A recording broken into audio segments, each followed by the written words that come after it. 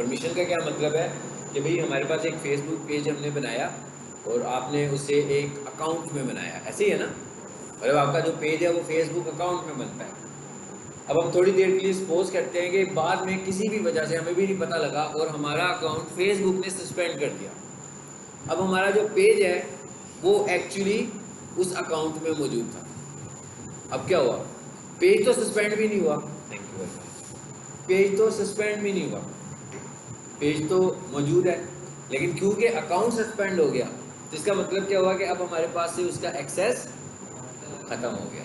तो इसका मतलब क्या हुआ, अब एक और चीज़ है जिसको हमें फोकस करना है कि भाई जब हम पेजेस बनाएं तो हम उनका एक्सेस एक से ज़्यादा अकाउंट्स पे रखें, ताकि अगर कभी हमारा एक अकाउंट, लेकिन वो अकाउंट्स हमारे अपने होने चाहिए, फुल रिलायबल अकाउंट्स होने चाहिए, ना उधर जाने चाहिए कोई बंदा उसको मिस यूज़ कर ले। हाँ, मतलब वो फुल रिलायबल अकाउंट्स हो। जैसे मेरे को मेरी एक टीम है तो मैंने दो तीन टीम मेंबर्स को शेयर किया हुआ है, या मैंने अपनी फैमिली मेंबर्स के साथ अकाउंट शेयर किया हुआ है, ताकि अगर मेरे एक अकाउंट में कुछ इशू आता है तो मैं उसको दूसरी जगह से रिस्टोर, मिसाल को मतलब मैं ऐड चला रहा हूँ, भाई मैं ऐड चला रहा था इस अकाउंट के साथ, मेरा अकाउंट सस्पेंड हो गया, अब क्या करें, ऐड तो रुक गए ना। या फॉर एग्जांपल मैंने ऐड चलाया था और मैंने आज रोकना था, लेकिन क्योंकि मेरे से एक्सेस चला गया तो अब तो मैं पेज तक जा ही नहीं सकता, अब मैं ऐड कैसे रोकूंगा। तो इसके लिए हमारे पास हल क्या है कि हम अपने फेसबुक पेज को एक से ज़्यादा अकाउंट्स में परमिशंस दे दें, यानी एक से ज़्यादा अकाउंट्स में अपने पेज को राइट्स दे दें, एक्सेस दे दें। ठीक है, ये काम हमने कैसे करना है ये देखते हैं जरा। मैं इस वक्त कहाँ पर मौजूद हूँ, पेज पर। इसका मतलब क्या हुआ कि ये काम किस लेवल पर होगा, अब पेज लेवल पर ये काम हमें करना है। ठीक है, और पेज लेवल पे काम करने का तरीका क्या होगा, पहले पेज पर आ जाए, ये क्या लिखा हुआ है, ऐड मैनेजर, इसकी सेटिंग्स नहीं आ रही कहीं, है ना, कैसे आएंगी बड़ा। एक तरीका क्या है इसकी सेटिंग्स में जाने का कि मैं इस पर क्लिक करूँ, नजीब एंड सन्स पे क्लिक किया मैंने, अब हम पेज पे आ गए तो सीधे ही सेटिंग्स में आ गए, सीधा सेटिंग्स का ऑप्शन आ गया, ऊपर एक हमारे पास प्रोफेशनल डैशबोर्ड भी आ रहा है, तो मैं सेटिंग्स में गया।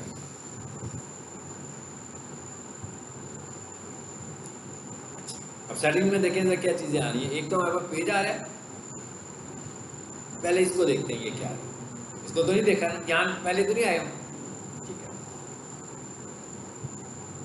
लिंक्ड अकाउंट में क्या है,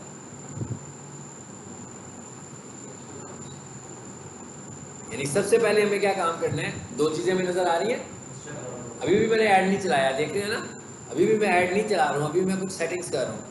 तो सबसे पहले तो आप क्या करोगे, अपना इंस्टाग्राम के साथ इसे कनेक्ट कर लो, और ये क्या कहता है, रिव्यू अकाउंट कनेक्शन, कुछ इसे इशू आ रहा है तो मैं इसे, ये मुझे रिव्यू का कह रहा है स्क्रीन में, क्या करूँगा, इसे दोबारा से यूज़र नेम और पासवर्ड बताऊँगा इसके मुतालिक, और अगर मुझे लग रहा होगा कि नहीं भाई अब मुझे इस अकाउंट को नहीं यूज़ करना है, यहाँ पर इस पेज के साथ कोई और करना है, तो मैं इसे डिस्कनेक्ट करूँगा और नए सिरे से लॉगिन कर लेंगे। तो एक तो ये काम हमने करना है पहले कि इंस्टाग्राम कनेक्ट हो गया। अब क्या होगा फ़ायदा, मैं फेसबुक पर एड्स चला रहा हूँ या मैं फेसबुक पर पोस्ट लगा रहा हूँ, अब किसकी बात कर रहे हैं, पेज की बात कर रहे हैं कि हम फेसबुक पेज पर एड्स चला रहे हैं या हम फेसबुक पेज पर ऑर्गेनिक पोस्ट लगा रहे हैं। तो जब हम पोस्ट लगाएंगे तो हमसे कहेगा कि हाँ भाई ड्यूल लगानी है कि सिंगल लगानी है। सो अगर मैं उसे कहूँगा भाई दोनों साइडों पर लगा दो, तो इसका क्या मतलब होगा, यहाँ से, लेकिन कैसे पॉसिबल है ये, यहाँ से हमें पहले कन्फिगर करना पड़ेगा, इन दोनों को आपस में इंटरलिंक करना पड़ेगा। सेम इसी तरह दूसरा ऑप्शन क्या आ रहा है,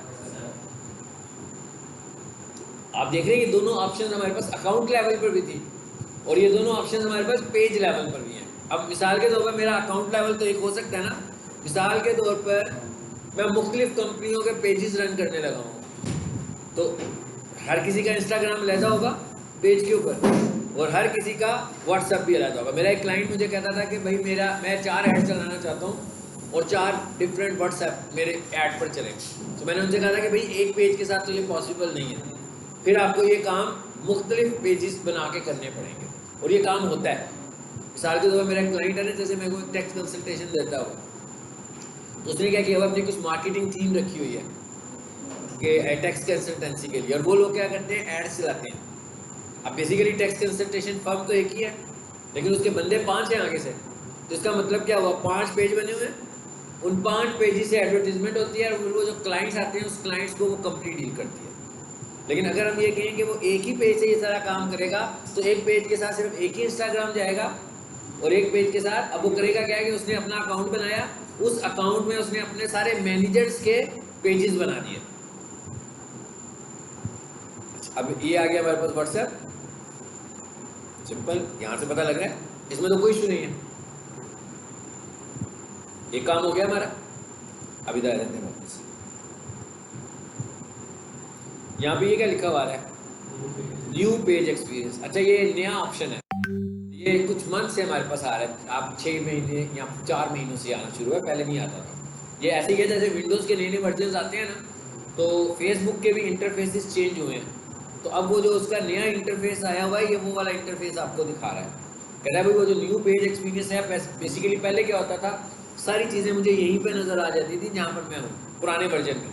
सो वर्जन चेंज हुआ है इसका भी, एक किस्म का यूँ समझ लें, न्यू पेज एक्सपीरियंस। अब आपने देखा ऑप्शन सारी यहाँ पे नजर आ रही हैं आपको, वहाँ पे नजर नहीं आ रही थी। पहले वर्जन में क्या होता था, हम सेटिंग्स में जाते थे, सब कुछ वहाँ पे नजर आता था। यहाँ पर देखिए, यहाँ पर एक टर्म लिखी हुई आ रही है, पेज एक्सेस। पुराने वर्जन में ये नहीं था। अगर फॉर एग्जाम्पल आप कोई मेरा 8-9 महीने पुराना फेसबुक का लेक्चर देख रहे होगे और मैं उन्हें एक्सेस देने की बात करूंगा, वहाँ पर लिखा होगा पेज रोल, यानी पहले ये ऑप्शन का नाम होता था पेज रोल, और न्यू पेज एक्सपीरियंस नाम की कोई ऑप्शन नहीं थी। सब कुछ हमें क्या हाँ नजर आ जाता था, सेटिंग्स भी नजर आ जाता था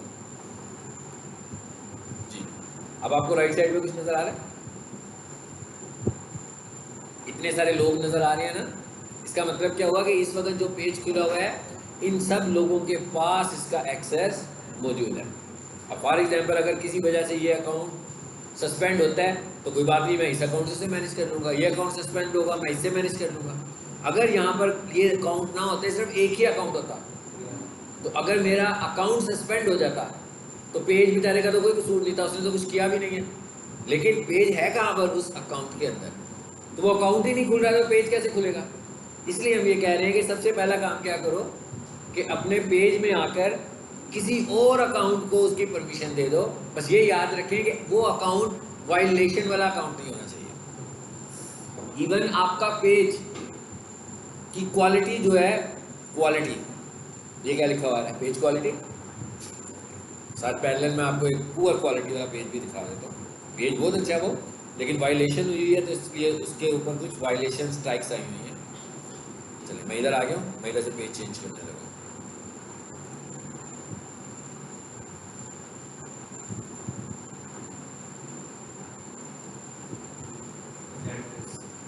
देखा क्या है हुआ, पेज एज रिस्क। ये पेज एट रिस्क का मतलब होता है ये आखिरी स्टेज पर है। इसके बाद अगर एक वायलेशन और होगी तो फेसबुक जो है पेज रिमूव कर देगा, ठीक है।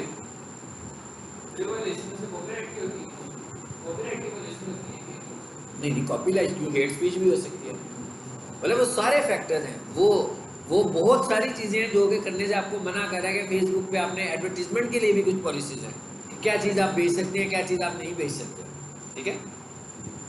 तो यहाँ क्या कह रहा है, डोंट लूज योर पेज, और नीचे दिखा भी रहा है कि भाई ये वाली कुछ पोस्ट है आपकी जो अगेंस्ट गई है पॉलिसी के। और उसके बाद कह रहा है कि कुछ एडमिन्स हैं जो इसके अगेंस्ट गए हुए हैं। अब मिसाल के तौर पर ये अगर पोस्ट लगी है तो किसी पेज से लगी है, अब वो पेज को जो बंदा ऑपरेट कर रहा होगा वो किसी अकाउंट से ऑपरेट कर रहा होगा, तो इसका मतलब क्या हुआ, वो ये कह रहा है कि इसको वायलेट जो किया हुआ है इस पेज के ऊपर से इस बंदे ने किया है।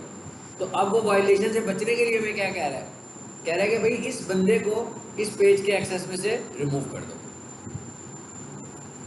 अब दूसरा तरीका क्या है, ये तो कह रहा है इसको रिमूव कर दो, दूसरा तरीका ये है कि एक तो हमने इसको इसमें से रिमूव कर दिया, अब हम उसके लिए फिर इसको एक नया अकाउंट, फॉर एग्जाम्पल वो हुई उसका, फिर क्या करेंगे, मतलब वो ऑनरशिप भी उसी बंदे के पास हो, फिर मैं उसको कहूँगा भाई नया अपना कोई अकाउंट बनाओ और उसके ऊपर जाओ।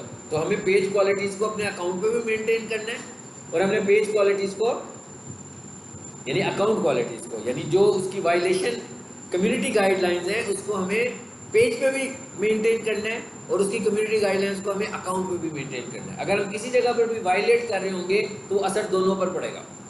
इसी तरह जब हम किसी नए बंदे को लेकर आ रहे होंगे तो फिर इसका मतलब क्या हुआ, हमें ये भी सोचना पड़ेगा भाई ये नया बंदा ऐड हो रहा है, पहले ये चेक होना चाहिए कि इसके ऊपर कोई कम्युनिटी गाइडलाइन पहले से तो नहीं पड़ी हुई, वो पड़ेगी तो वो ऐसे ही आपके पेज को भी ख़राब करेगा। गूगल बिजनेस प्रोफाइल किसने पढ़ी हुई है? गूगल बिजनेस प्रोफाइल में अगर मैं किसी ऐसे बंदे को मैनेजर बना दूं जिसके ऊपर जिसका अकाउंट गूगल ने पहले से सस्पेंड किया हो या उसको वायलेशन स्ट्राइक दी हो, तो वो जो अकाउंट का मैनेजर बनाऊंगा ना, उसने कुछ भी नहीं किया होगा तो वो भी सस्पेंड हो जाएगा। तो इसका मतलब क्या होगा कि हमें ये चीज़ें बड़ी नोट करनी है कि हमें किसी वायलेटेड अकाउंट से ये चीज़ों को ऑपरेट नहीं करना। तो ये मैंने आपको दिखाया इसलिए कि आपको पता लग जाए।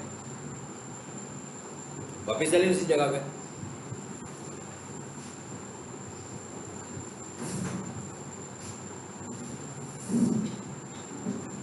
इस पर चलें।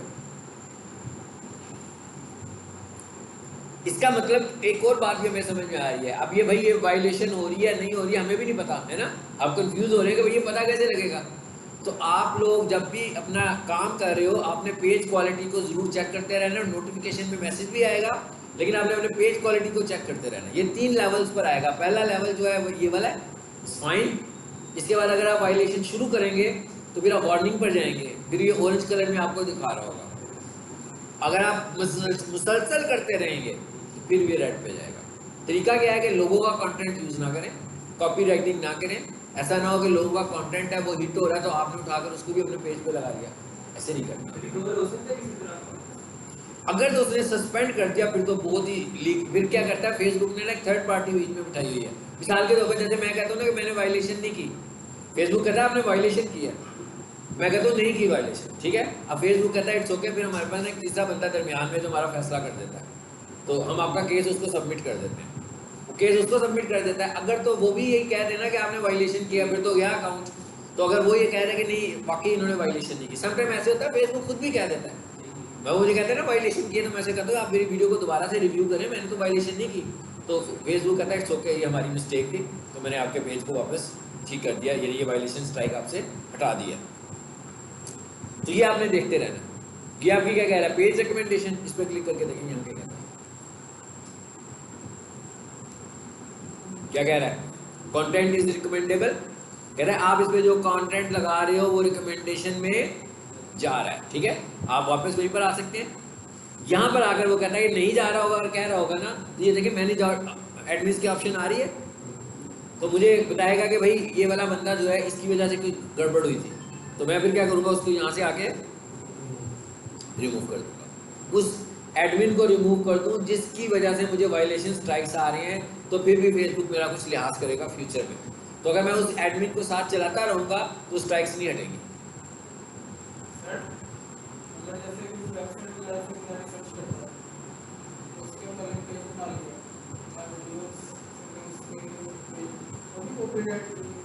देखिए अगर आप किसी की वीडियो लगा रहे हैं और उसने कॉपीराइट स्ट्राइक, हाँ अगर आप उस वीडियो को अपनी ऑनरशिप में ले आओ ना, खत्म होगी बात। शायद तो आपने मेरा ही लेक्चर, ये आज मैं पढ़ा रहा हूँ ना, ठीक है, आपने मेरे इस सारे लेक्चर की वीडियो डाउनलोड की और बीच में से मेरी आवाज़ निकाल दी और फिर आपने क्या किया, अपना वॉइस ओवर कर दिया, फाइन, नो स्ट्राइक। मैंने कहा इसके ऊपर कोई स्ट्राइक नहीं है, इसके ऊपर ये भी नहीं कहेगा कि आप किसी का कंटेंट यूज़ करने लगे हुए। ये सारा कंटेंट आपको ऊपर कैप्शन वगैरह आप अपनी लगाओ बस, तो आपकी वीडियो बन गई है। अब हम ये कह रहे हैं कि भाई इधर बंदे को लेकर आना है, यही बात कर रहे थे ना, आए तो इस काम के लिए थे जी। क्या कहता है, फेसबुक एक्सेस मींस भाई आप एक्सेस देने जा रहे हैं, फाइन, नेक्स्ट। आगे क्या कह रहा है, हाँ जी, उसका अब सर्च बाय नेम और ईमेल, इसका क्या मतलब है कि भाई उसका अगर अकाउंट ईमेल से बना हुआ है तो ईमेल दे दो, नाम से बना हुआ है तो उसका नाम दे दो, फेसबुक का आईडी आपको पता है, उसका यूज़र आईडी पता है, जैसे मेरा facebook.com हाफिज़ अली लिखा हुआ आता है, तो इसका मतलब क्या हुआ कि यूज़र आईडी हाफिज़ अली है ना मेरा, तो मैं हाफिज़ अली यूज़र आईडी दे दूंगा। तो मैं यहाँ पर अपना नाम लिखता हूँ, देखता हूँ कोई मेरा पेज आता है, आ रहा है, ये तो ऑलरेडी है ना, मैं ऑलरेडी मैंने उसमें दिया हुआ है, दिया हुआ था कि नहीं था दिया हुआ, नहीं दिया हुआ इसलिए आ गया। चलो यही दे देते हैं फिर, हाँ इसको भी ऐड कर देते हैं। क्या नाम है इसका, वही नाम लिख लेता हूँ।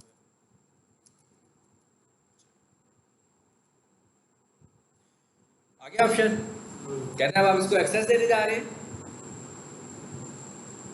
जरा नीचे आए, ये देखें ये क्या लिखा आखिर में, allow this person full control, इसका क्या मतलब? एडमिन। अगर आप उसे एडमिन बनाना चाह रहे हैं तो आप इसे ऑन करेंगे, अगर आप इसे ऑन नहीं करेंगे इसका मतलब आप उसको सिर्फ ये राइट्स दे रहे हैं जो नज़र आ रहे हैं ऊपर मुझे। मैं कहता हूँ अभी इसको भी एडमिन बना दो, फाइन, इसको भी मैंने ऑन कर दिया। मतलब वो क्या कर सकता है? Insights, ads, community activities, messages, ये सारे राइट्स हैं, साथ साथ वो एडमिन भी है। तो इसका मतलब क्या होगा कि इस वक्त मैं जो काम कर रहा हूँ, जब उसको मैं ये राइट्स दे रहा हूँ तो वो भी ये सारे काम करने शुरू हो जाएगा। ठीक है, अब क्या होगा? कहते हैं भाई अपना, अब आप ये इतना डेंजरस काम कर रहे हैं, किसी को राइट्स दे रहे हैं, तो आपसे आपका यूजर नेम और पासवर्ड पूछेगा। मैंने उसको पासवर्ड बताया। चलो, इनविटेशन सेंड, नोटिफिकेशन में उसको इनविटेशन आएगी, उसमें क्लिक करेगा, उसमें एक रिव्यू का ऑप्शन भी होगा और एक डिक्लाइन का ऑप्शन भी होगा। रिव्यू में जाएगा तो वो कहेगा हाँ भाई मुझे ठीक है, पसंद है, फाइन, मैं इसके परमिशन लेना चाह रहा हूँ। और डिक्लाइन का क्या मतलब होगा? वो डिनाई कर देगा, नहीं भाई मैं नहीं जानता इस बंदे को, मुझे इसकी राइट्स नहीं। अब मुझे, मेरे पास क्या हो रहा है बेसिकली, मैं एक और बंदे को उसका एडमिन बना रहा हूँ। अब इसका मतलब क्या हुआ कि जो काम मैं पेज पे कर रहा था वो भी करना शुरू हो जाएगा।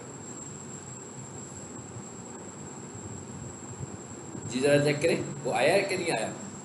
आया है? अभी आया तो नहीं ना, मतलब आया का मतलब कि अभी उसने एक्सेप्ट नहीं किया, लेकिन मेरी तरफ से परमिशन चली गई है उसको। अब वो ये कहता है कि इनविटेशन एक्सपायर्स इन 31 डेज। कहता है भाई 31 दिनों तक अगर वो बंदा ये एक्सेप्ट नहीं करेगा तो ये ऑटोमेटिक एक्सपायर इनविटेशन खत्म हो जाएगी। ठीक है, सो ये एक काम था हमारा जो हमें सबसे पहले देखना था। मैंने कहा इसको भी हम पहले देख लेते हैं। ठीक है, यहाँ से हमें ये भी पता लग रहा है कि भाई उसने हमें रिकमेंडेशन में भेज दिया कि नहीं भेजा। अब आ जाते हैं वापस सेटिंग्स में, अब एड्स की बात करते हैं। अब जब हम एड्स की बात कर रहे हैं तो मैंने कहा था कि फेसबुक के ऊपर हमारे पास दो तरह के एड्स हैं। एक को हम बोलते हैं बूस्ट एड और एक को हम बोलते हैं एड, कह लिया आप इसको, उसका कोई खास नाम तो नहीं है ना, हम उससे कहते हैं एडवांस एड। और वो बनती कैसी है? वो एड मैनेजर से बनती है।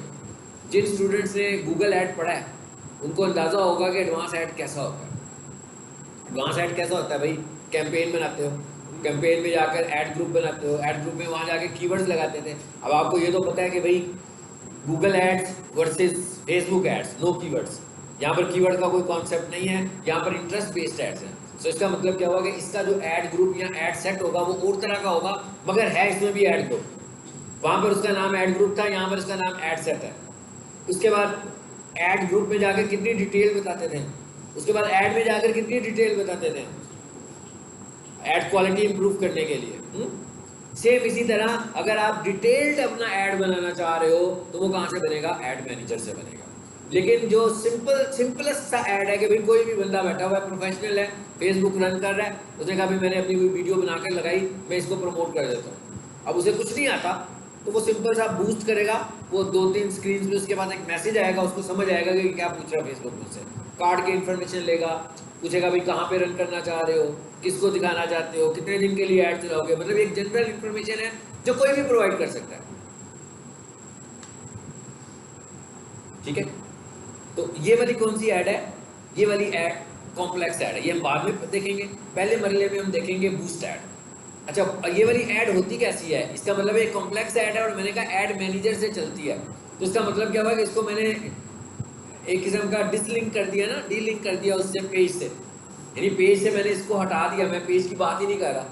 मैं नहीं कह रहा कि ये ऐड मेरा पेज से चल रहा है, मैं कह रहा हूँ ये मेरा ऐड मैनेजर से चल रहा है। इसका मतलब क्या हुआ कि जो पेज का कंटेंट है ये वो नहीं है। मिसाल के तौर पर मैं कहता हूँ पीक सोल्यूशंस वाले ना एक कैंपेन चलाना चाह रहे हैं जिसमें वो ये बताते हैं, मेरा एक छोटा सा क्लिप लगाते हैं 20 सेकंड्स का, ठीक है, और उसका कंटेंट और उसकी कैप्शन ऊपर लगा देते हैं डिजिटल मार्केटिंग कोर्स की, और बताते हैं जनाब डिजिटल मार्केटिंग की कोर्स क्लासेस यहाँ पर हो रही हैं, प्रोफेशनल क्लासेस हम पढ़ा रहे हैं, जिसमें मैं बता रहा हूँ ये चीज़ें हम पढ़ा रहे हैं। ठीक है, अब ये एक ऐसा पेज है जिसके अंदर मैं कोई ख़ास बात, स्पेसिफिक बात नहीं कर रहा जो स्पेसिफिक टाइम पीरियड की हो, या स्पेसिफिक फ़ी की बात हो रही हो, या स्पेसिफिक टाइम की बात हो रही हो। ओपन बात कर रहा हूँ ना, मतलब ये वाली वीडियो मेरी साल भर चल सकती है, जितने साल मर्जी चलाना चाहें, अनटिल के वो कंटेंट नया ना आ जाए। मतलब ये ऐसे नहीं है जैसे मिसाल के तौर पर पीस वाले एक और ऐड चलाते हैं और उसमें उस वीडियो में लिखा होता है 50% ऑफ। अब ये वाली ऐड कैसी है? ये तो टाइम पीरियड ऐड है, मतलब 50% ऑफ दिया उन्होंने, 1 महीने के लिए दिया, 2 महीने के लिए दिया, 3 महीनों के लिए दिया। ये तो नहीं हो सकता कि 4 साल से एक ऐड चल रहा है और 50% ऑफ पे चल रहा है और उसके नीचे लिखा हुआ भी आ रहा है लिमिटेड टाइम पीरियड, फिर भी 50% ऑफ चल रहा है। हो सकता है कि भाई 50% ऑफ कॉलेज वालों ने बंद कर दिया हो, लेकिन फेसबुक पे प्रमोशन चलने लगी हुई है। अब कोई भी बंदा उस प्रमोशन को देखेगा, कॉलेज आएगा कि जनाब मैंने तो आपका ऐड देखा है।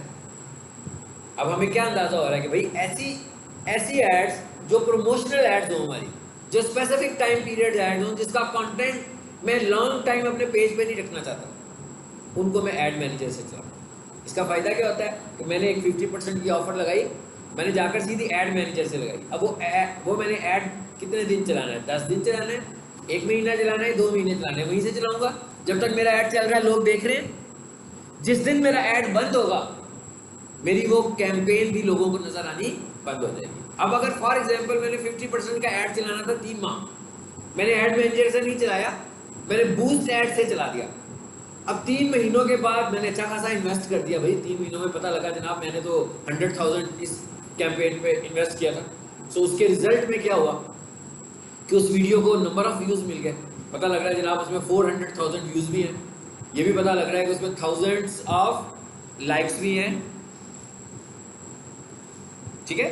हमें ये भी पता लग रहा है कि उसमें लाइक्स भी आ गए हैं इतने सारे, पता लग रहा है जनाब उसमें 4,000 लाइक्स हैं, 500,000 व्यूज हैं, क्योंकि इतना इन्वेस्ट किया था हमने। अब हमारी ऑफर खत्म हो गई है। अब क्या आपको लगता है कि उसे पेज पे होना चाहिए?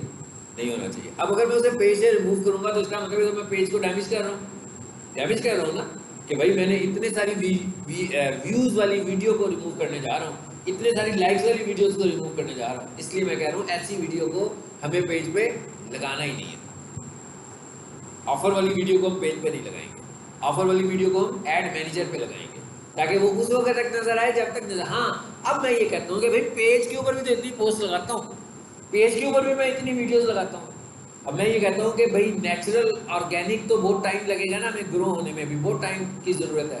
तो जब तक हम ग्रो नहीं होंगे तो पेज की वीडियोस, पेज की पोस्ट 4 लाइक्स नज़र आ रहे हैं, 5 लाइक्स नज़र आ रहे हैं, 10 लाइक्स नज़र आ रहे हैं, कोई ख़ास इंप्रेशन तो नहीं है क्लाइंट्स के ऊपर। तो मैं कहता हूँ कि भाई यूँ करते हैं कि बजट थोड़ा डिवाइड करते हैं और थोड़ा सा डिवाइड पेज की गुडविल के लिए भी इन्वेस्ट करते हैं कि भाई जो पेज पे पोस्ट लगे ना, तो एक टारगेट बनाया हुआ। मेरा क्लाइंट है वो कहता है कि भाई कम से कम 100-200 लाइक्स तो नज़र आया करें ना। तो इसका मतलब क्या हुआ? इसका मतलब एक छोटी सी कैंपेन हम पेज पे भी चलाएंगे। और कौन सी चलाएंगे? इंगेजमेंट की कैंपेन चलाएंगे कि भाई लोग कमेंट करें, लोग लाइक करें, लोग शेयर करें। चलो थोड़ा सा इन्वेस्ट किया, तो जब भी कोई पोस्ट लगाता हूँ तो 4 दिन मैं इन्वेस्ट कर देता हूँ और मुझे टारगेट होता है कि भाई 200 तक लाइक्स चले जाए ना, तो फिर रोक दूंगा इसको। फिर जब मैं नेक्स्ट पोस्ट लगाऊंगा मैं उस पर भी इन्वेस्ट कर दूंगा। इससे फ़ायदा ये होगा कि जो लोग मेरे पेज पर आएंगे, उनको जब मेरे पेज का कंटेंट नज़र आएगा तो उस पर लाइक्स नज़र आएंगे, तो उनको फील होगा कि हाँ ये अच्छा पेज है। जैसे कोई भी बंदा ऐड मैनेजर वाला ऐड देखता है और उसमें पता लगता है जनाब 200,000 व्यूज़ आ रहे हैं और इतने लाइक्स आ रहे हैं, लेकिन जब वो पेज पे आकर देखता है तो उसमें कुछ भी नहीं होता, तो वो एकदम कहेगा ये तो फेक एक्टिविटी है कोई, ठीक है। सो हमें इसका मतलब क्या हुआ कि हमें पैरेलल दोनों चीज़ों को लेकर चलना है। अगर मैं ये कहूँ कि वो जो मेरा फेसबुक का पेज है वो किसको नज़र आ रहा है कंटेंट ऐड करने से, एक जैसी ऑडियंस है हमारी, ऑडियंस टारगेटिंग हम एक जैसी करेंगे, लेकिन उसके अंदर डिटेल टारगेटिंग नहीं है। ये हमें पता लग रहा है ना कि हम उसके अंदर डिटेल टारगेटिंग नहीं कर रहे। डिटेल टारगेटिंग जो है वो ऐड मैनेजर वाले ऐड में ही होगी। सो हम पहले ऐड लगाएंगे बूस्ट ऐड, जो कि हमारे पेज से चलती है, ठीक है। आई होप कि आपको डिफरेंस समझ में आ गया होगा कि बूस्ट ऐड में और ऐड मैनेजर से लगी हुई ऐड में क्या फ़र्क है। ये देखिए ऐड मैनेजर लिखा हुआ नज़र आ रहा है ना हमें। अब मैं इधर आता हूँ, इस पर मैंने क्लिक किया, सीधा सीधा पेज पे आने का सीधा तरीका है। हाँ आगे, अब मैं यहाँ से किसी ऐड को चलाने लगा, मैं कहता हूँ इसको मुझे चलाना है, इस पर आए हम, मैं कहता हूँ इसको मुझे बूस्ट करना है, ये बूस्ट का ऑप्शन आ रहा है मेरे पास।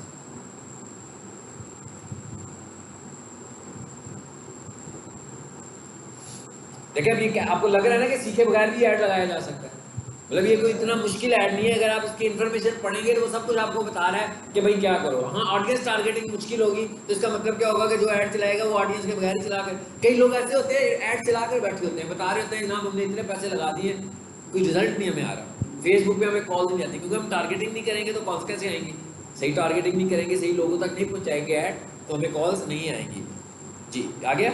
सबसे ऊपर क्या लिखा हुआ आ रहा है? गोल। कहता है क्या गोल क्या है आपका, चाहते क्या हैं आप इस ऐड के साथ, ठीक है।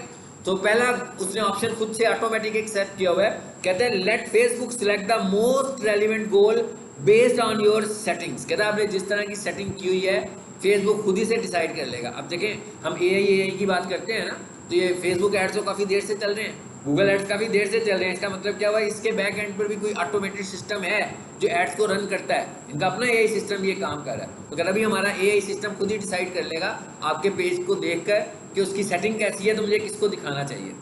एक तरीका ये है, लेकिन हम इसको नहीं यूज़ करते। हाँ, इधर है डिटेल्स में। अब यहाँ आकर हम इससे पूछ रहा है, कहता है गेट मोर मैसेजेस। इसका क्या मतलब हुआ कि भाई मुझे ज़्यादा मैसेजेस चाहिए।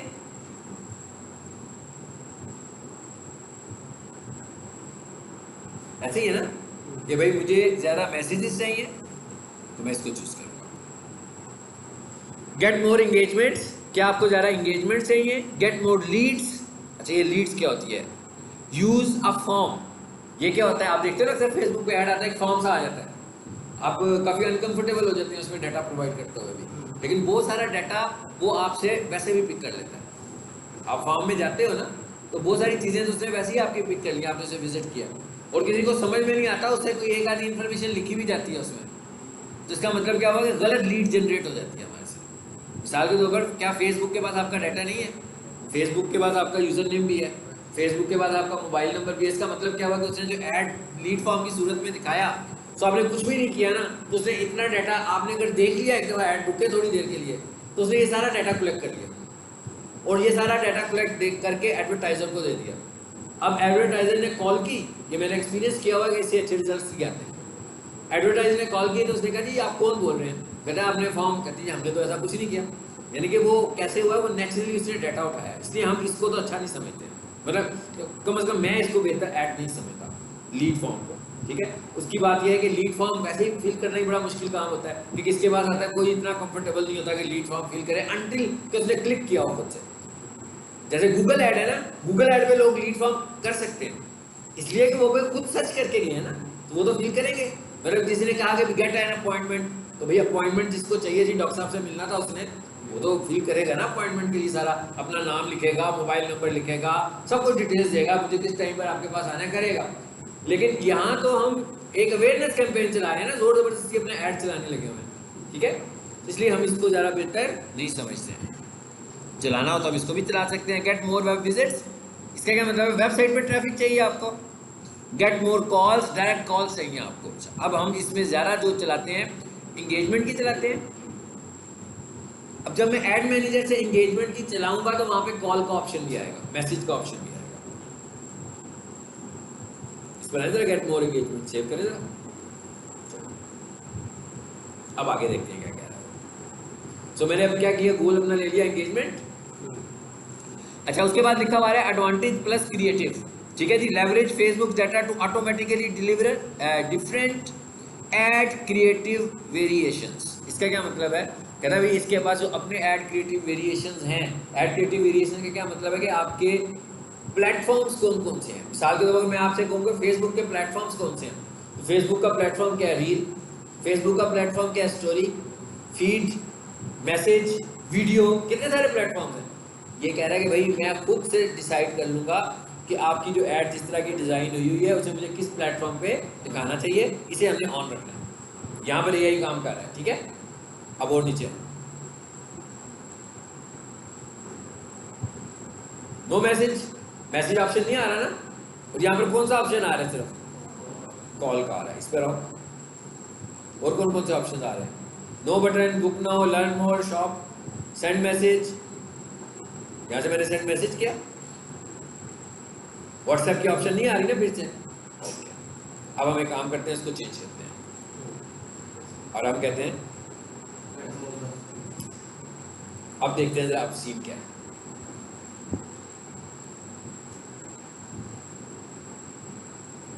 ऑप्शन आगे मैसेजेस के। अच्छा, अब जब हम ऐड मैनेजर से इंगेजमेंट का ऐड बनाएंगे तो वहां पर ये ऑप्शन आएगा, लेकिन जो हम बूस्ट ऐड से बना रहे हैं वहां पर ये ऑप्शन अवेलेबल नहीं है। मैंने कहा था ना उसमें डिटेल्ड ऑप्शंस आती हैं। सो इंगेजमेंट में वो शुरू में ऐड मैनेजर में भी नहीं देता था, लेकिन अब वो एंगेजमेंट में कहता है कि भाई आपके एंगेजमेंट में कैसे एंगेजमेंट चाहिए, तो मैं उसे कहता हूँ मैसेज एंगेजमेंट चाहिए, तो वो यहाँ पे आ जाएगा। लेकिन यहाँ पर जब मैंने कहा एंगेजमेंट, तो वो कहता है नहीं यहाँ पर मैसेज कर सकते हो, व्हाट्सएप यहाँ पे नहीं है। इस वक्त जो सबसे अच्छी स्ट्रेटेजी है मैसेज की वो व्हाट्सएप है। उसकी वजह क्या है? उसकी वजह है, मिसाल के तौर पर एक बंदे ने ना सेंड मैसेज लगाया, अब उसने कैंपेन चला दी, इन्वेस्ट किया हुआ है, एक बंदे ने एक मैसेज किया और वो उससे चैट करना शुरू हो गया। आपको पता ना बड़ी लंबी चौड़ी चैट होती है, फिर जब कोई बंदा चैट पे इन्फॉर्मेशन ले रहा था, क्योंकि उसने पैसे तो देने नहीं होते उस टाइम, जस्ट इन्फॉर्मेशन ही कलेक्ट करनी होती है। उसने कोई 25-30 मैसेज आपको किया, आप भी तंग आके उसके सवालों के जवाब देखें, ठीक है। अब आपको, लेकिन आपको एक साइड से ये भी फील हो रहा है कि शायद ये क्लाइंट मेरा बनने वाला है।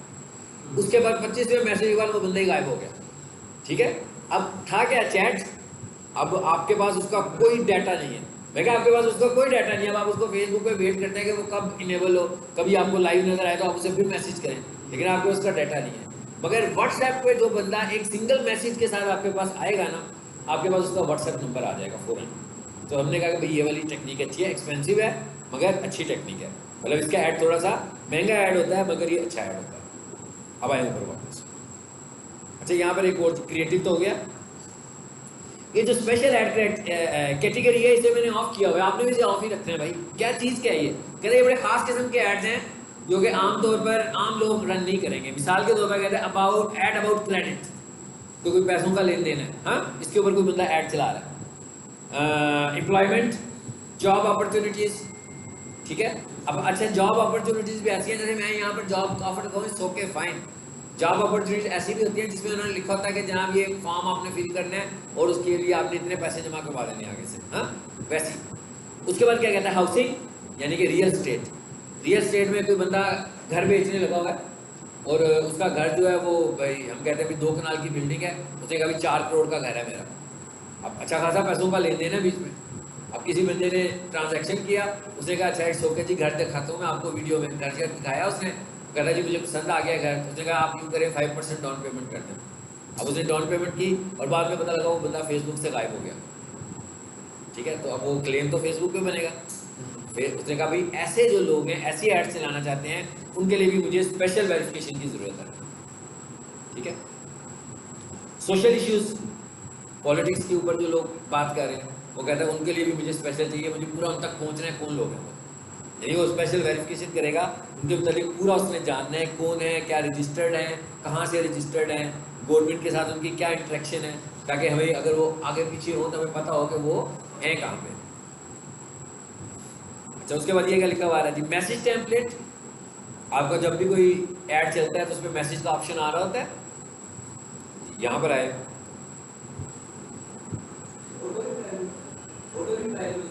हाँ जी, ऑटो रिप्लाई और वेलकम मैसेज। अच्छा, ये कहता है ग्रीटिंग टेक्स्ट, कहता है क्या देना जी? यहाँ पर जिसका नाम आ रहा है, जो भी आपके पेज का नाम था वो आ रहा है, और उसके बाद ये मैसेज अगर मैं चेंज करना चाहूँ तो यहाँ चेंज कर सकता हूँ, और ये प्लस का निशान बना हुआ है, इस पर क्लिक करें सर, पता लग गया। और चीज़ें दे रहा है, ऑटोमेटेड वेरिएबल्स दे रहा है ना। तो कहता है इस मैसेज में अगर आपने ये चीज़ें शो करनी है, अपनी first name of recipient, name of the page, ठीक है ना, उसको मेरे पेज का नाम भी नजर आ जाए। चलो आ गया, ये मेरा पेज भी उसको शो हो गया ना, इसको भी बंद कर दे। यानी ये मैसेज है जो हमें अपनी मर्जी से कस्टमाइज करना है। ये स्टैंडर्ड मैसेज क्या उन्होंने बनाया है? Please let us know how we can help you, ठीक है। ये हमारी तरफ से एक मैसेज आ रहा है, लेकिन जरूरी नहीं है आप वेलकम मैसेज अपनी मर्जी का कोई और देना चाह रहे हैं, अपनी प्रोडक्ट के हिसाब से कोई मैसेज देना चाह रहे हैं, आप वो वाला मैसेज यहाँ पे टाइप कर दें। क्या कहता है कितना हो सकता है? 300 कैरेक्टर्स का मैसेज हो सकता है, ठीक है। अच्छा, उसके बाद आगे क्या लिखा हुआ है? Frequently asked questions. कहते हैं हाँ भाई यहाँ पर अब आप क्या कर सकते हो, FAQs भी दे सकते हैं। ये राइट साइड पे आपको नजर भी आ रहा है। पहला क्वेश्चन क्या है? Can I learn more about your business. इसका क्या मतलब हुआ कि भाई किसी ने आपका ऐड देखा, जैसे ही उस पर क्लिक किया उसको ये मैसेज नजर आ गया। अब उसने कहा can I learn more about your business, यहाँ पर आपने क्या किया, इसका जवाब दे दिया। उसके बाद दूसरा क्वेश्चन भी कर सकते हैं, हमने बना सकते हैं। अब ये वाले क्वेश्चन भी उसी ने बनाकर दिए हुए हैं।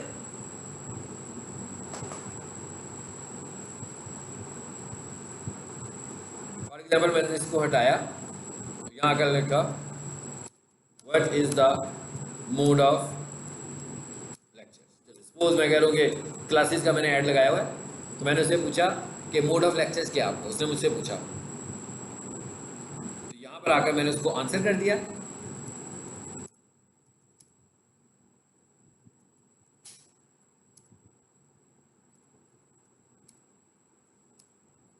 ठीक है, मैंने कहा भाई हम एट कैंपस भी पढ़ाते हैं और ऑनलाइन भी पढ़ाते हैं। अब उसको उसके सवाल का जवाब मिल गया ना, बजाय इसके कि इसको मैं खाली छोड़ देता, मुझे मैसेज आता और ये मैं और यही मैं सवाल जो है मुझसे कोई 50 लोग पूछते तो मैं 50 लोगों को भाई बार बार एक ही मैसेज कॉपी पेस्ट करने लगा हूँ। तो मुझे पता है कि भाई कोई स्टैंडर्ड क्यूरीज हैं जो मेरे पास जनरेट होनी है, तो जो स्टैंडर्ड क्यूरीज मेरे पास जनरेट होनी है मैं उन क्यूरीज को आंसर करने लगा हूँ यहाँ पर।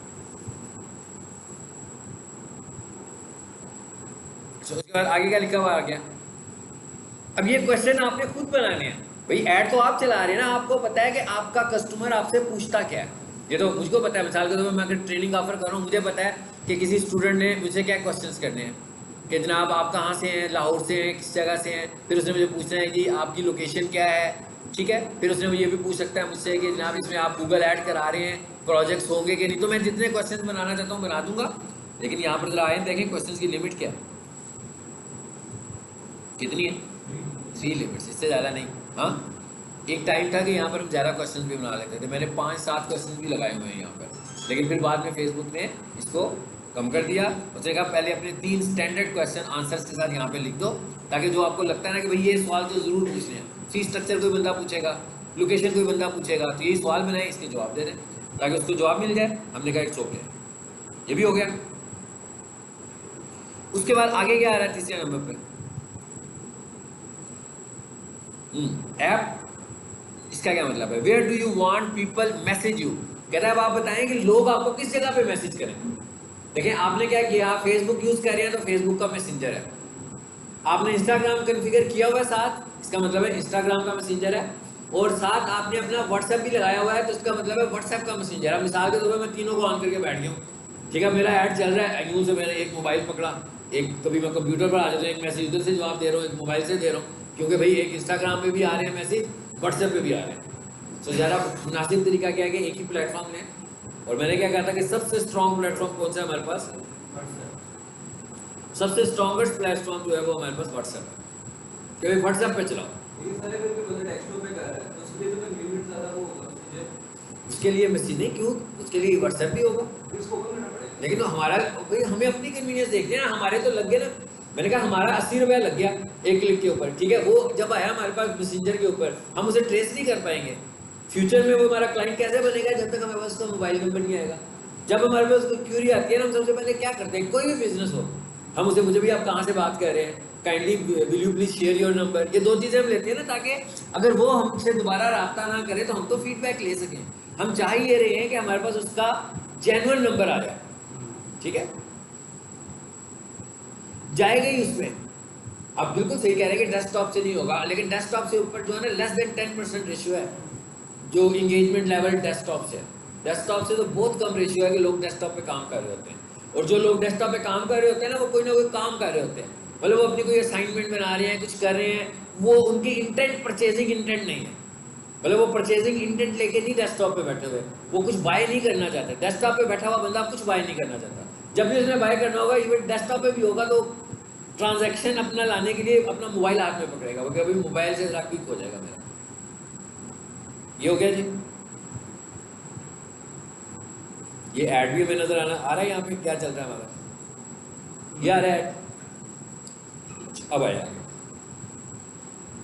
आगे क्या आ गया, ऑडियंस। अब वो ये कह रहा है कि भाई किसको दिखाओगे ऐड अपना, आपकी ऑडियंस कौन सी है। अब यहाँ पर क्या लिखा हुआ है, ऑडियंस डिटेल। अब आपको कुछ चीज़ें कॉमन सेंस की पता होनी चाहिए, मतलब आपको सबसे अच्छी रिसर्च ये होनी चाहिए कि आपका जो कस्टमर है, आपकी जो प्रोडक्ट है, क्या उसका कस्टमर फेसबुक पर भी है कि नहीं है। ऐसे नहीं है कि भाई हम क्योंकि लेटेस्ट ट्रेंड्स हैं तो भाई फेसबुक पर आओ ही आओ, ऐसे नहीं है। हमें ये देखना है कि हमें डिजिटल मार्केटिंग का वो कौन सा ट्रेंड यूज़ करना है जो मेरी प्रोडक्ट सेल करने के लिए, मतलब मुझे माउस बेचना है, ठीक है ना, तो मुझे सोचना है क्या फेसबुक पे बिकेगा। अच्छा, उसके बाद फिर मैं कहता हूँ मुझे एयर कंडीशनर बेचना है, तो क्या फेसबुक पे बिकेगा। मुझे रेस्टोरेंट का पिज़्ज़ा ओवन बेचना है, तो क्या फेसबुक पे बिकेगा। मुझे अपनी प्रोडक्ट को देखना है कि क्या ये फेसबुक की प्रोडक्ट है भी कि नहीं है। अगर वो फेसबुक की प्रोडक्ट नहीं है तो कौन खरीदेगा भाई।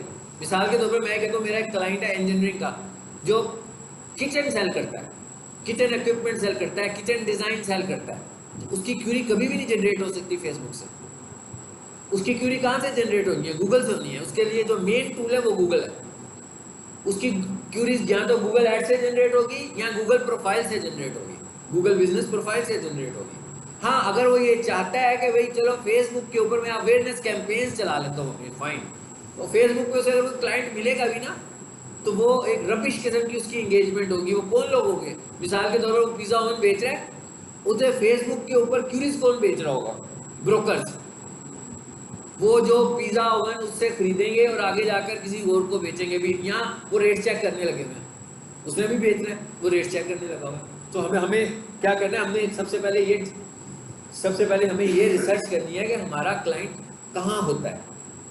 इसको करने का तरीका क्या है? सबसे सिंपल सा तरीका है कि हमें पता, सबसे पहले हमने ये देखना है कि जो लोगों की टाइप है, जो बिजनेस कंसर्न पीपल हैं, किस एज के बिजनेस कंसर्न पीपल हैं जो फेसबुक पर है, किस एज के बिजनेस कंसर्न पीपल गूगल पर है, लिंक्डइन पर है, इंस्टाग्राम पर। अब मुझे पता लग गया कि भाई जो चीफ एग्जेक्टिव्स हैं, अगर मैं आपसे ये कहूँ कि भाई मुझे फेसबुक के ऊपर लाहौर के चीफ एग्जेक्टिव्स का डाटा कलेक्ट करके दें, आपको मिलेगा?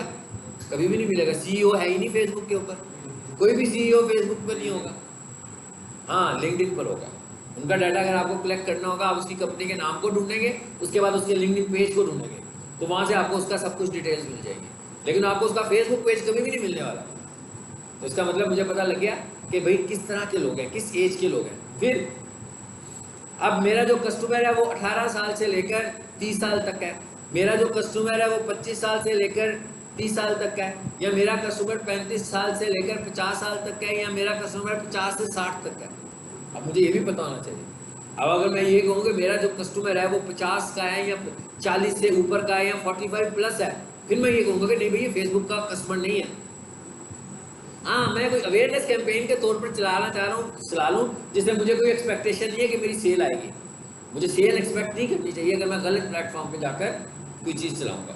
अब इसका मतलब ये भी नहीं है कि जो हम रूल बना रहे हैं कोई हार्ड एंड फास्ट रूल है। आप में से कोई कहे नहीं हमारे दादा अबू जो है वो फेसबुक यूज़ करते हैं, वो तो बहुत बड़े हैं भाई, लेकिन वो दादा अबू का केस इतना ज़्यादा तो नहीं होगा ना।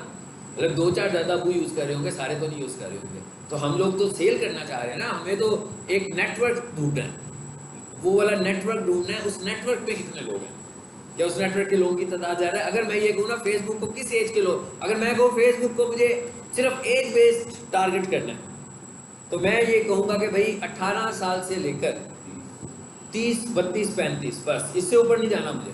अब अगर मैंने कहा कि इंस्टाग्राम को मैंने टारगेट करना है, तो शायद मैं 28 से ऊपर नहीं जाऊँगा। इंस्टाग्राम और छोटी एज वाला बंदा यूज़ करने लगा। और अगर मैं ये कहूँ कि मैं 45 से ऊपर अपनी प्रोडक्ट को सेल करना चाहता हूँ और मैं इंस्टाग्राम पे लेकर जा रहा हूँ, तो मेरी प्रोडक्ट कहाँ बिकनी है? हाँ, ये हो सकता है कि किसी 20 साल के बच्चे ने अपनी एज 45 साल शो की हो तो उसको ढूंढ लेगा, लेकिन वो केस कितने होंगे? वो सारे केसेस तो नहीं होंगे। तो इसका मतलब क्या हुआ? और इसका मतलब क्या हुआ? इसमें जो फेक अकाउंट्स हैं वो तो टारगेटिंग में नहीं आएंगे ना। मिसाल के तौर पर किसी बंदे की एज 20 साल है, उसने 40 का अकाउंट बना लिया, किसी की एज 40 साल है, उसने 20 का अकाउंट बना लिया, तो यहाँ पर आकर हमारा फार्मूला ख़राब हो जाएगा। तो ये पाकिस्तान में सिर्फ ख़राब होता है, दूसरे कंट्रीज़ में ऐसे नहीं है। किसी कंट्री में इस तरह फेक अकाउंट्स नहीं बनते हैं, पाकिस्तान में ज़्यादा बनते हैं, ठीक है ना, ऑडियंस के। अदरवाइज तो गूगल से हम AI से एनालिसिस करके ही टारगेटिंग कर रहे होते हैं। ये लोगों को हम एनालाइज कर रहे होते हैं कि इस एज के, इस इंटरेस्ट के लोग क्या चाहते हैं। तो अब हम यहाँ पर आए और हमने आकर एज टारगेट की, ठीक है। पेंसिल पे क्लिक करें, आगे। इट्स ओके, कोई मुश्किल काम तो नहीं ना कर रहा मैं। अच्छा, उसके बाद क्या हो गया? किस जगह पे आप ऐड दिखाना चाह रहे हो?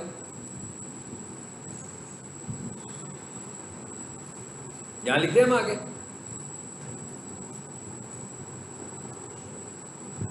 और कितने हिस्से में दिखाना चाह रहे हो? ये बिल्कुल गूगल ऐड की तरह कही है, कोई खास बात नहीं है। ये देखिए क्या है, रेडियस। किस रेडियस पे आप दिखाना चाह रहे हैं? मैंने कहा हाँ भाई मुझे सिर्फ 16 माइल्स। यहाँ पर माइल्स का ऑप्शन है, यहाँ पर वो ऑप्शन भी नहीं है, मतलब कन्वर्जन का ऑप्शन भी नहीं है। डिटेल टारगेटिंग नीचे आ गई, बिल्कुल गूगल ऐड की तरह ही आ रहा है सब कुछ, इसमें कुछ ध्यान नहीं है। आप देखें जैसे ऑडियंस वहाँ टारगेट कर रहे थे वैसे ही ऑडियंस यहाँ टारगेट हो रही है।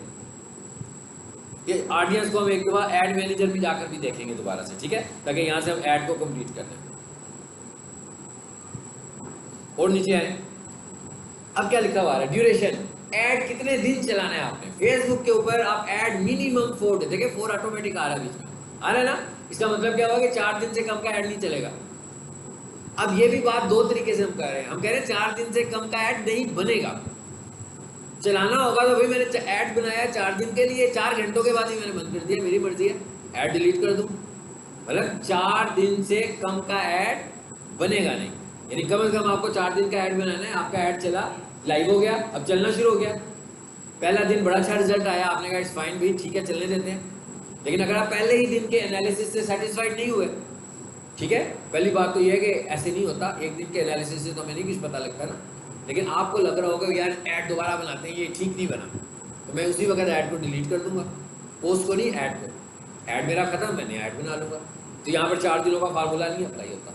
4 दिनों का फार्मूला कहाँ अप्लाई हो रहा है, सिर्फ ऐड बनाने के लिए। कह रहा है ऐड को कंपोज करना है ना, तो मिनिमम 4 डेज के लिए करेंगे, इससे कम डेज के लिए आपका ऐड कंपोज नहीं होगा। सो मैंने इसी का 4 माइनस करूँ जरा, पकड़ लिया उसने, कहता नहीं, कहता कम से कम 4 दिन। ओके, उसके बाद आगे क्या आ रहा है, क्या आ रहा है, बजट। हाँ जी, क्या कहता है, कहता है भाई कितने दिनों के लिए, कितने पैसों का आप ऐड चलाओगे। 4 दिन हो गए हमारे, आजकल डॉलर का क्या रेट चल रहा है, 300 जी ना, 303। चलो मैं फिलहाल 300 के हिसाब से करने लगा, फिर देखते हैं क्या करता है वो, प्रॉब्लम करता है। 1200 हो गए,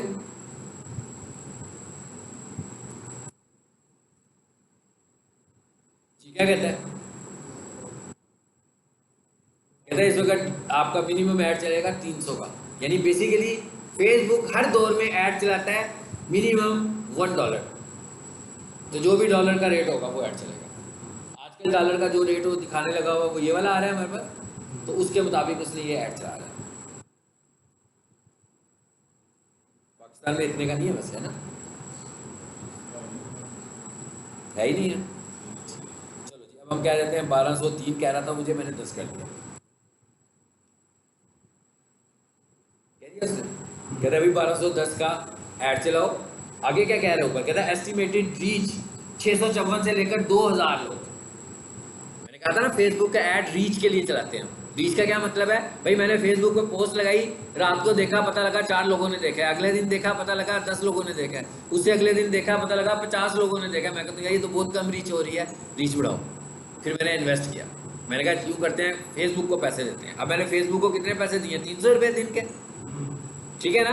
तो वो मुझे क्या कहता है, कहता है एस्टिमेटेड रीच कितनी है इसकी, 600 से लेकर, मतलब 300 के ऊपर इतनी रीच दे रहा है। इसका मतलब क्या हुआ, डेली जो रीच है 400-500 तो आएगी ना। तो वो थोड़ा बजट हमने लगाया, अभी तो वो ज़्यादा बजट नहीं लगाया, तो 400 लोगों को ये डेली रीच करेगा, यानी कि लोगों तक मेरी रीच हो जाएगी।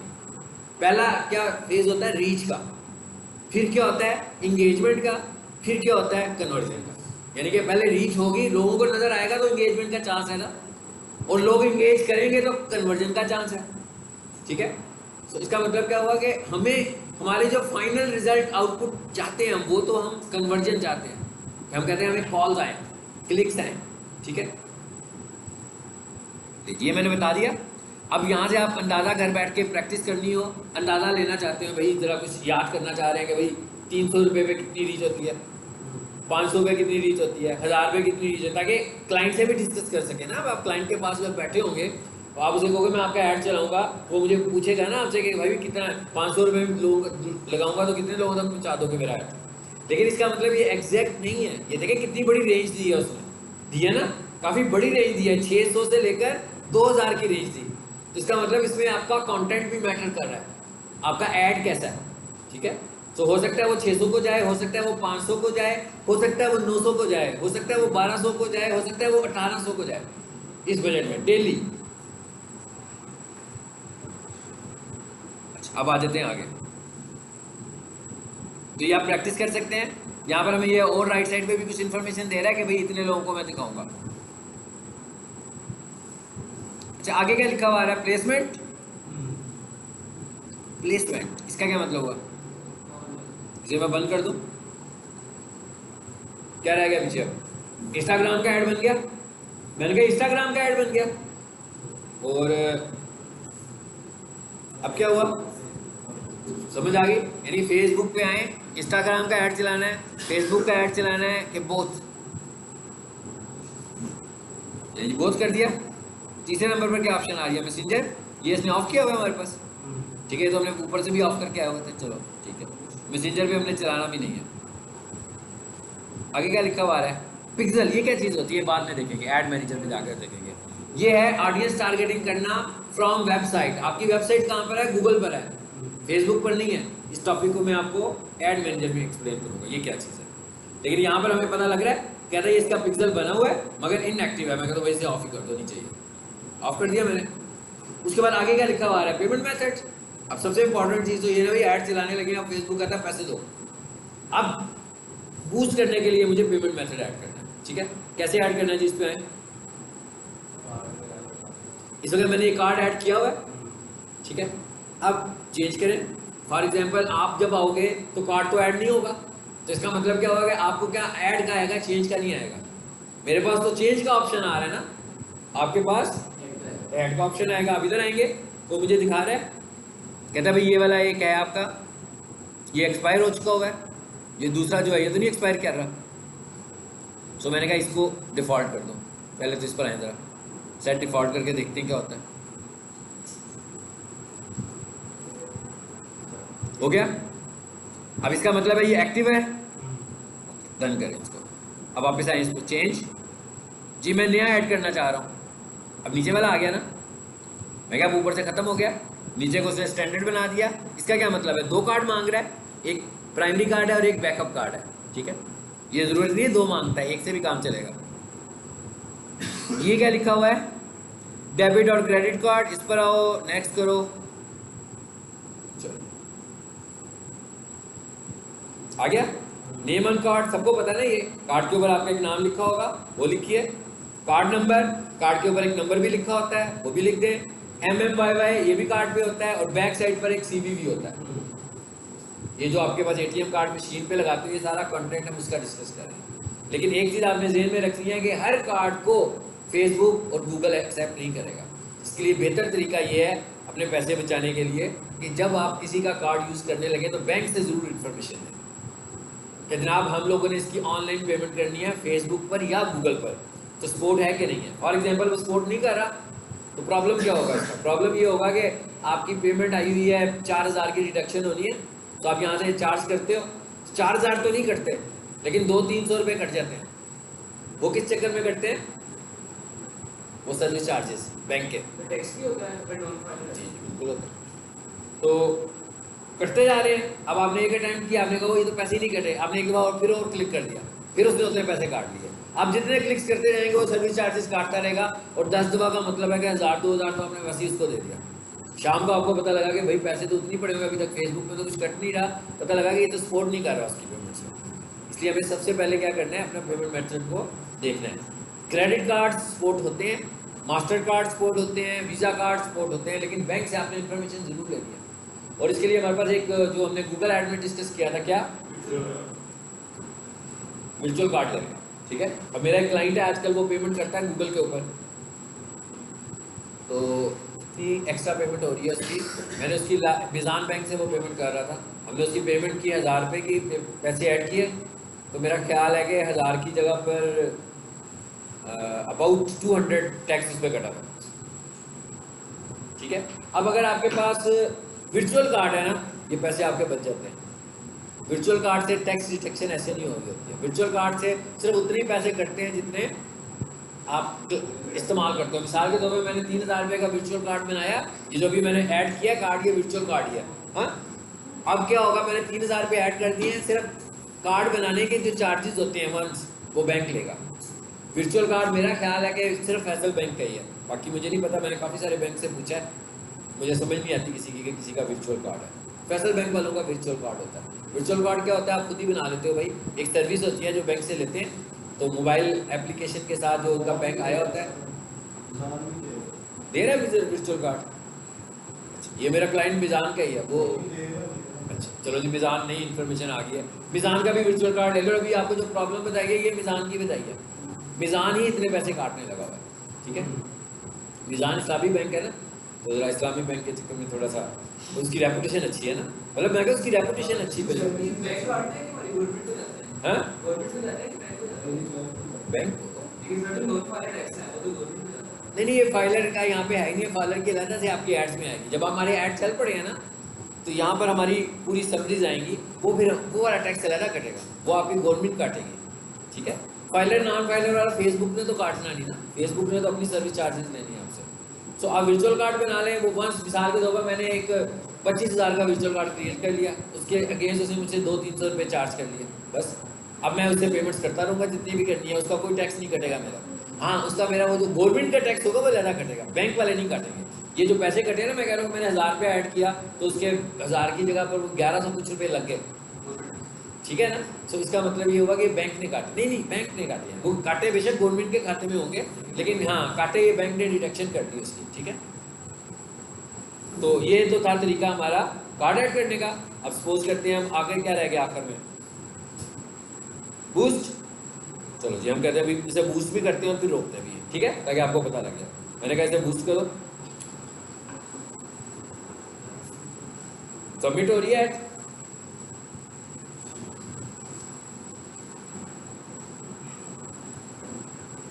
क्या हुआ, इन रिव्यू मैंने ऐड चला ही दिया है। हाँ, अब इसको रोकते हैं। अभी ये क्या लिखा हुआ है, गो टू ऐड सेंटर।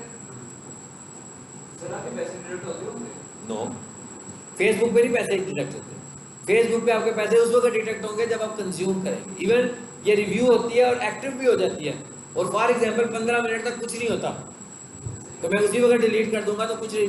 लेकिन अगर फॉर एग्जांपल उस वक्त मुझे लग रहा है कुछ नहीं हो रहा, लेकिन घंटे के बाद जब मैंने ऐड को बंद किया ना, तो मेरे ऐड के एनालिसिस आए कि इसकी रीच हो गई है 50।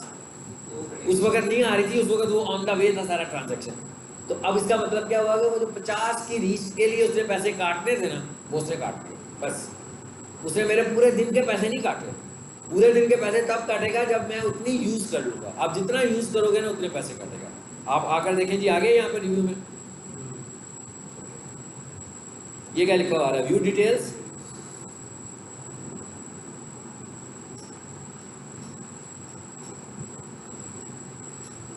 जी क्या कह रहा है, इन रिव्यू। अच्छा, यहाँ पर एक चीज, रिव्यू इसे डिलीट करने से पहले एक चीज और देखते हैं, वो क्या है वो भी समझ लें।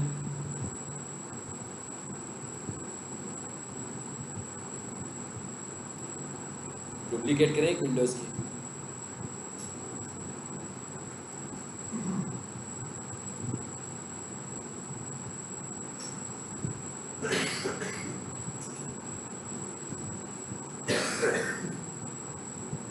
यही था,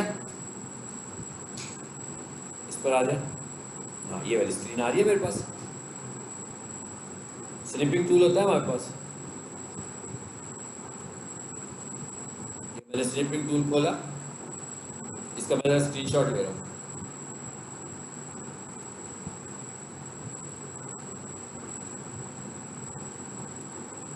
क्या नजर आ रहा है ना कि रिव्यू में इस फाइल को मैं सेव कर लूंगा। अब मैं इधर आ गया, क्या बताने लगा ये देखते हैं। इसमें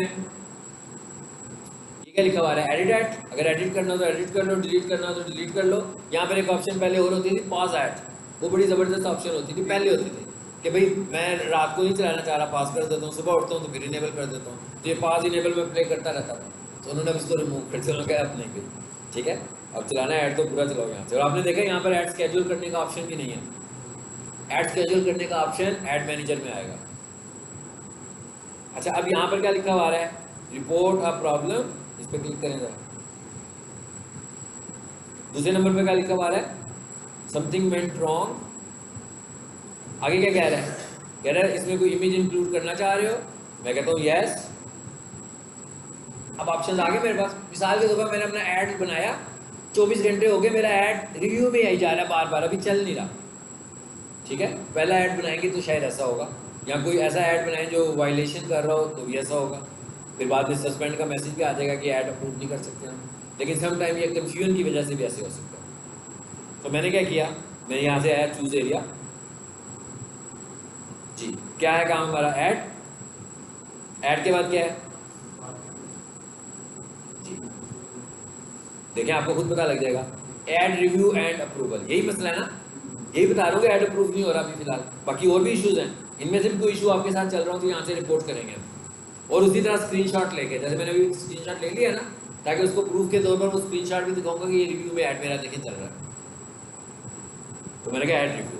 उसके बाद क्या कहता है आगे, add in review over 24 hours. मैंने कहा भाई ऐड मैंने बनाया लेकिन 24 घंटे हो गए, मेरा ऐड लाइव नहीं हो रहा, यहाँ ऐड रिजेक्ट हो गया, जो भी ऑप्शन है, ये वाले ऑप्शन पे मैंने समझाने के लिए आपको यहाँ लाया। डिटेल जो बतानी है यहाँ पर अपने ऐड के मतलब बताएंगे, जनाब ये ऐड इस चीज़ के मतलब है, मैं कोई एजुकेशनल ऐड है और हम पूरा आपके जो रूल्स एंड रेगुलेशन है उसको फॉलो करते हुए हमने ये ऐड बनाया है और हम बिल्कुल वायलेशन नहीं कर रहे ऐड की। उसके बाद मैंने क्या किया, ऐड स्क्रीनशॉट आ जाए, जो मैंने इमेज बनाई होगी उसको यहाँ से सिलेक्ट करके अपलोड करूँगा, सबमिट कर दूँगा। इसके तकरीबन आधे घंटे के अंदर या तो आपका ऐड रिजेक्ट हो जाएगा तो या आपका ऐड अप्रूव हो जाएगा। ठीक है, अब इसको मैं ज़रा रिमूव कर दूँ। कैसे रिमूव करना है, डिलीट ऐड, कंफर्म, आ जाए स्टूडेंट, बैठ जाए आप लोग भी।